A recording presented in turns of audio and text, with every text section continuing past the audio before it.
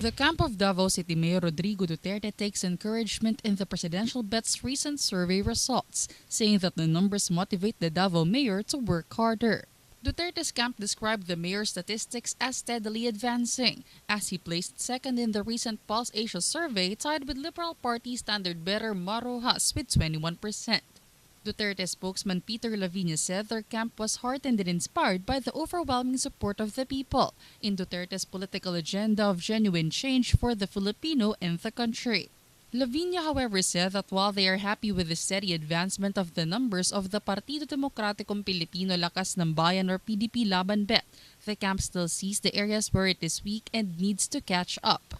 Although still behind Senator Grace Poe and Vice President Jejomar Binay in the recent survey, Lavinia said Duterte still has a lot of time to move up, with the camp constantly working hard for the victory of the Davao mayor in the presidential elections. Welcome back to Philippines Uncut. I'm Buddy Conan, your host. Tonight's topic is Let's Talk Politics. Joining us still is Hans Palacios and joined now by Mr. Jake Ortiz, Construction Workers Solidarity Party List Political Consultant. Yeah. Welcome back, Hans. And of course, Jake. Magandang gabi sa inyo lahat. Napansin niyo yung baritone voice ni co-broadcaster ko na si Jake Ortiz. Tell us a bit about yourself, Jake. I am a businessman and mayroon kaming programa sa radio, DWAD 98 kHz. And before it used to be a daily program. Siguro sa ngayon medyo we're pressed for time, wala na kaming oras. So meron kaming Rotary on Air. We focus on Rotary on Air to yung aming alam mo naman sa Rotary, meron tayong the four-way test, di ba? Yes. It is the truth. Is it fair to all concerned? Will it build goodwill and better friendship, and will it be beneficial to all? Alam mo, sinasabi namin yan, not for Rotarians lang, but for the entire Filipino people, especially yung ating mga politiko. Yun ang ano ko eh. Kung lahat sila susunod lang dyan, ang ganda sana takbo. Wala problema, wala problema yung PIDAF na yan, di ba? Oh. Kung susundin lang nila yung four-way test ng Rotary, wala na problema. Dapat kasi isama niyo sa Rotary Club, hindi niyo nire-recruit eh. Yan ang nakakaya, iba kasama sa Rotary. Katawa si Jake. Wait, okay. I asked Hans this question a while ago in the first segment namin about EDSA. Nasaan ka nung EDSA 86, Jake? Noong 1986, I was at Edi Los Santos Avenue in front of Camp Crame and Camp Aguinaldo. I was there nang tumalon si FBR. Wow. I was iconic yung shot I was in front. Kita mo talaga si Tabaco na tumalon siya. Then after that, nagpunta kami sa PTB4. Nakita ko yung binabaril nila yung sundalo doon sa tower. And umikot yung helicopter na machine gun yung sundalo na siguro loyalist na ang tawag nila doon na panahon na yan. But I was there. I was at EDSA. Bravo. And I even saw the aunt of the president now, B.S. Aquino III, yung nagwawagay-yuway ng bandila. Sino? Si Tingting Kuang ko. Si Tingting Kuang. Nakita ko yan sa nakapatong doon sa pula na bus, yung JD Transit. Remember before? Yes. Yung JD Transit. No, andun sa taas, nagwawagay-way ng bandila. And I was even there in the front also of the tanks. Wow. When people was giving flower to the soldiers. Yung lugar ngayon ng Robinson, Galleria na yan. Intersection. Yung intersection na yan. Yan, andyan ang activities during those times. So tanong ko nga, si Hans nga, we talked about yung nangyari ever since then. Anong tingin mo yung nangyari sa atin post-EDSA? Were you optimistic? Kasi si Hans, sabi niya, when we were at EDSA, of course we want change. Gusto natin ng pagbabago.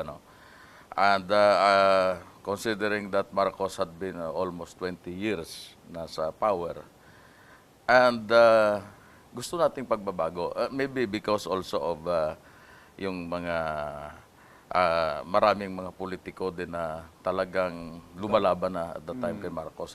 Masasabi ko mga politicians din dahil mga self-interest din, vested interest din nila ang pinaglalaban. And even the father of our president, I will say this, na talagang pinaglaban din naman nila yung interest nila. Oo naman. It is not the interest of the Filipino people actually. Pero, well, At that time, bata ka pa, hindi mo iniisip yung ano eh. Hindi mo iniisip yung sa'yo. Power play behind. Power play Oo, behind. Hindi mo alam iniisip yun eh. ano, Hindi mo alam eh. You will, tumawag si Cardinal Sin, pumunta kayo dito sa EDSA. So, takbo kami sa EDSA. And the rest is history, no? Pero looking back at those years, at sa ngayon, Was it worth it? well, may mga pagbabago, pero alam mong nangyari, the same thing. Ang ating mga kababayan naghihirap pa rin. 9 million Filipinos is without work hanggang sa ngayon. 50% of our countrymen is poor, dirt poor. The farmers, the fishermen, the construction workers. And you belong to this party list nga na construction workers Construction solidarity. worker solidarity. Oh. When we organized this sometimes in 2002, this is just to organize the construction workers into one cohesive group, ano. Kasi walang grupo talaga na nag-aalaga sa construction workers. And ang inumpisahan namin ito, what we have in mind is really to enhance the skills of the construction workers, no. Yes. Kasi karamihan dyan, wala namang alam eh. Marunong lang humawak ng martilyo na Very gano'n. undereducated. Pok-pok, And, oh. yes. Oh, yes. Kawawa naman. Sekretary nga natin, humawak ng martilyo, nagpokpok eh. Hindi Ito marunong. patakbong presidente ngayon. Oh, di ba? Oh, so we have, dapat isama namin yan sa training. sa training to enhance Tama. yung Para skills. yung tamang paghawak ng martilyo, ano naman, di ba? Okay. Baka mamaya mapukpok mo Yung yung kamay. daliri mo eh. Di ba? So yan ay... No. Yan, In all seriousness, yes, I mean, yun ang purpose namin. Yes. To enhance skills, ma-certify sila na mason, karpentero, welder. and yun nga, itong plight nga ng sinasabi nyo nga, na napakaraming Pilipino na since 86, hindi nagbago yung buhay. Ika nga sabi nga ni Paring Hans, sumama pa nga, di ba? Ay, totoo yan. So, asan yung optimism? Asan yung hinihintay nating pagbabago na tunay na Sa, pagbabago? Diba? sa isang taong naghihirap, andyan madalas ang pangarap. Andon yung panaginip. Gusto namin magbago buhay namin. Pero ang paano nakaapak sa lupa eh. Ang nasa isip lang noon, ano mamaya ang bibilhin ko na makakabili ba ako ng bigas mamaya para sa aking pamilya?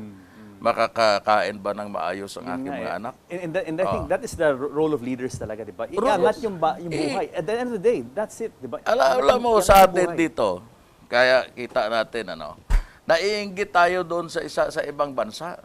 Yung ibang bansa mataas yung kanilang standard of living. Tayo, ay, ewan ko, ang laki ng problema natin. Imbes na naging progressive ang Pilipinas, nag-deteriorate. Tingnan lang natin, ang mga construction workers, by the way, Hans, marami ito yung nakikita nyo, nagbibisiklita. Nagbibisiklita lang ito, papunta sa kanilang trabaho. May dalang lagare, may dalang martilyo. Yes. Most of this, they cannot afford to pay their fare sa jeepney commute. or to commute. Oo. They cannot afford. They cannot afford to ride MRT na madalas masira, di ba? They cannot afford that. Now, sa 30 years na pinag-uusapan natin, hindi umangat buhay ng construction workers. Hindi umangat ang buhay ng farmers. Hindi umangat ang buhay ng mga fishermen. Bakit? Karamihan ng construction workers galing sa farmer. Of course, because they come to the city nga. Yeah. Dahil walang oportunidad sa kanilang lugar eh. Yeah, naghanap ng trabaho. Naghanap ng trabaho. Of course. So, sila, saan napupunta? Iyon ang mga urban poor natin ngayon. Yun yung marami nating mga kababayan na naghihirap. Hansan, comment mo sa sinabi ni Paring Jake about, itong failure nga Yeah, because of the last... after EDSA, remember, during Marcos' time, even that Masagana 99 brought us into the forefront of agriculture. Yes. We were able to produce our own rice. We were even exporting rice. And all of a sudden, things changed. Cartels came in, those groups which control the middlemen, who made it very difficult for the farmers to make any money at all. They were buying the rice at very low prices, the produce at low prices. There was no transportation. So what happened was they are just killing themselves for peanuts. When actually, this is it's a sure thing that, you know, everybody needs to eat. And the middlemen were making all the money. So what did they do? They left the countryside, they come here and work in squatter area. They live in squatter areas in the urban poor. I guess nga sabi ko kay Hans kanina, I guess ito yung failure nga of the succeeding administration, especially yung mga yung itong dalawang yung unang sumunod at yung mga sumunod pa. at mga sumunod pa to really help them. It partially explains, sabi ko itong phenomenon nga ni Senator Ferdinand Bongbong Marcos na ngayon ang lakas-lakas. Yes. Hindi mo nga isipin na, di ba, coming from EDSA and 30 years anniversary, hindi mo akalain na ganito siya kalakas ngayon. Ang nangyari diyan na pinomino na sinasabi mo, ang tao kasi, 30 years yan, that is one generation, no? Or two generations pa yan. Ano? We have short memories na kalimutan. Ako, ang masasabi ko lang nung martial law, gustong-gusto ko, bakit? May curfew eh. 12 to 4. Exactly the dinner. What went on in dinner last night? I was talking to my kids. Walang magnanakaw, walang hold upper, at ang masarap, pag Friday, pag nasa beer house ka, so pwede ka tumawag sa bahay, hindi ako makauwi, nabutan ako curfew. So 4 o'clock ka na uwi. May excuse ka. Pero kidding aside, peaceful, walang kidnap, walang hold up. Unlike today. We, ordinary people that nagdinegosyo, nagtatrabaho, they don't care about kung sino yung nasa taas kung sino ang nakaupo And even now, yung mga construction workers, yung mahihirap nating mga kababayan, they don't care. Ang hinahanap lang noon na yung kanilang buhay sa ngayon maiangat. Yung kahirapan, makatikim naman sila na paminsan-minsan may litson siguro, paminsan-minsan may, huwag naman yung tuyo at sardinas na lang madalas. Now, balikan ko yung construction worker. Kung ikaw magpagawa ng bahay, kung hindi marunong magpukpok ng martilyo o magputol ng kahoy, yung karpintero mo, palagay mo, safe ka sa bahay mo. Hindi. Di ba? Kung yung mga condominium dyan, yung mga building na malalaki na yan, kung walang construction worker na na-enhance ang skill, yes, the standards would be really low.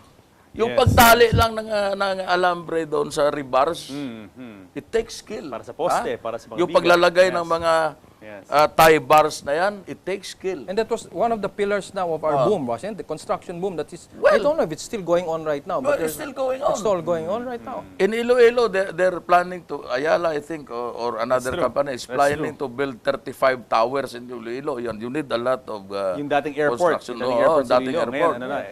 Eco Park In Cebu, I heard another 100 buildings. Oh, that will be good for to populate Metro Manila. But then, remember, yung construction workers natin, ito yung mga pinaka-marginalized natin ng mga member of our society. Bakit ko nasabi? Imagine, kung babayaran ka ng GNN 150 pesos a day, papayag ka? Di ba? You earn 150 pesos a day. I don't know how people can live on 150 pesos a day. Sa mahal ng bilihin yung ibang mga construction workers natin, di natanggap just to survive. Yes. Out of desperation. And for the last 30 years, walang tumangan sa problema ng construction workers. And I think ito yung na-neglect ng post-EDSA administration. Neglected and exploited, sa totoo lang. Jake, Hans, we have to pause for a break, pero pagbalik natin, we'll be joined by Vic Brosas, yung inyong co-council member sa CWS party list. Guys, more of Let's Talk About Politics when Philippines Uncut returns. Ayan.